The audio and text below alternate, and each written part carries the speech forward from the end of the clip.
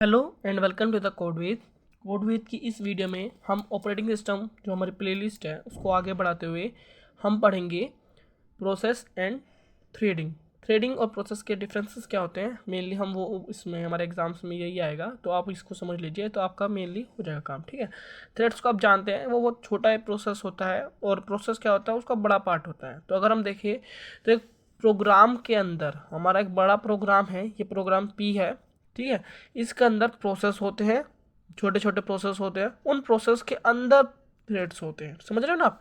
तो प्रोग्राम, फिर प्रोसेस, फिर थ्रेड्स। तो थ्रेड्स सबसे छोटी यूनिट होते हैं प्रोग्राम की, उसके बाद प्रोसेस, उसके बाद पूरा प्रोग्राम हो जाता है।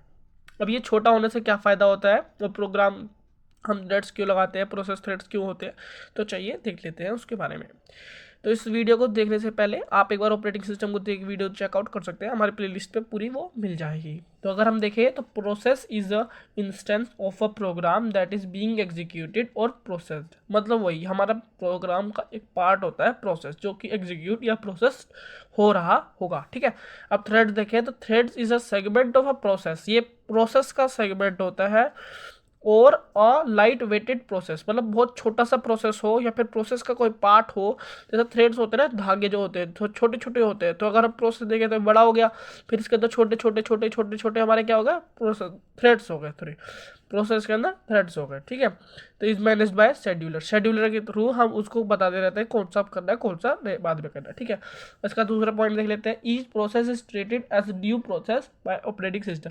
हमारा जो ऑपरेटिंग सिस्टम होता है वो हर प्रोसेस को अलग अलग मानता है, वो उसे इंडिपेंडेंट मानता है। ठीक है, वो किसी एक दूसरे को लिंक नहीं करते एक दूसरे के साथ, उनकी मेमोरी भी अलग अलग होती है और उनका डेटा सेगमेंट, कोड सेगमेंट भी अलग अलग होता है।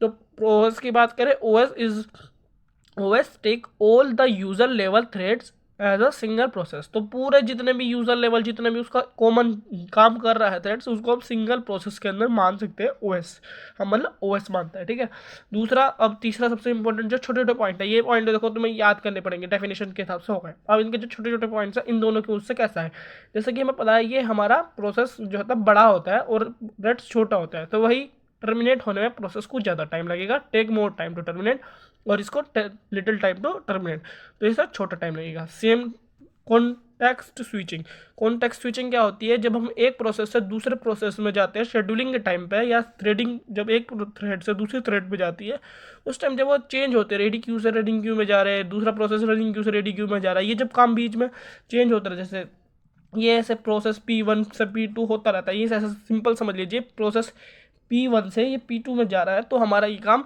कॉन्टेक्स्ट स्विचिंग हो गया। ठीक है, कॉन्टेक्स्ट स्विचिंग हो गया, तो ये इसमें ज़्यादा टाइम लगता है, इसमें कम लगता है। क्यों? क्योंकि ये बड़ा होता है, ये छोटा होता है। इससे हमने पहले दो डेफिनेशन से आ गए, और दूसरी डेफिनेशन से क्या आ गया, ये इंडिपेंडेंट होता है, इसका जो डेटा सेगमेंट और कोड सेगमेंट होता है वो दूसरे से इंडिपेंडेंट होता है। ऐसे इसमें ये इंडिपेंडेंट नहीं होता, ये एक सिंगल प्रोसेस की तरह काम करता है, तो उसका डेटा सेगमेंट और कोड सेगमेंट एक दूसरे के साथ पीयर में शेयर करता है डेटा को। ठीक है, अब ये हमारा इसमें आ गया। इसमें हम एक और ले सकते हैं कि मेमोरी जो लोकेशन होती है वो भी अलग अलग होती है, इसकी मेमोरी एक जगह आ जाती है। ठीक है, तो अगर उसमें देखें तो हमारा प्रोसेस और थ्रेड्स में अगर हम समरी में लेके चले तो ये हमारा बड़ा होता है, बड़ा प्रोसेस में आ जाता है, और छोटे हमारे थ्रेड्स होते हैं। बड़े होने की वजह से इसका टर्मिनेशन टाइम ज़्यादा होता है, इसका कम होता है। इसका बड़ा होने की वजह से इसका जो हमारा हो गया कॉन्टेक्स्ट स्विचिंग हो गया, वो भी ज़्यादा टाइम लेता है, इसका कम टाइम लेता है। तो हम कह सकते हैं प्रोसेस स्लो है थ्रेड्स के अगर हम कंपेयर करें तो। ठीक है, ऐसे स्लो नहीं है, लेकिन अगर थ्रेड्स में कंपेयर करेंगे तो प्रोसेस हमारा स्लो है। उसके बाद अगर हम देखेंगे दूसरे पॉइंट से, अगर हम देखेंगे तो हमारा हर प्रोसेस अलग अलग इंडिपेंडेंट होता है, न्यू होता है ऑपरेटिंग सिस्टम के लिए, इसलिए इसका जो वो होता है डेटा सेगमेंट और कोड सेगमेंट वो भी अलग अलग होता है, डेटा शेयर नहीं करता वो आपस में। ऐसे ही मेमोरी भी शेयर नहीं होती, सेम सिंपलर ऐसे लिख सकते हैं आप एक दो पॉइंट।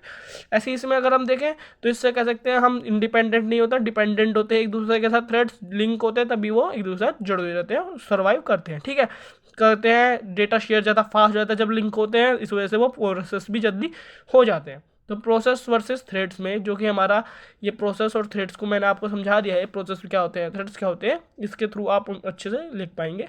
अगर आपको कोई डाउट्स हो तो आप कमेंट्स में बता सकते हैं, मैं उनको डाउट को सॉल्व करने की पूरी कोशिश करूँगा। अगर आपको ऑपरेटिंग सिस्टम के बारे में जानना है या मशीन लर्निंग के बारे में जानना है तो आप हमारी वीडियोज़ को चेकआउट कर सकते हैं। Thank you for watching.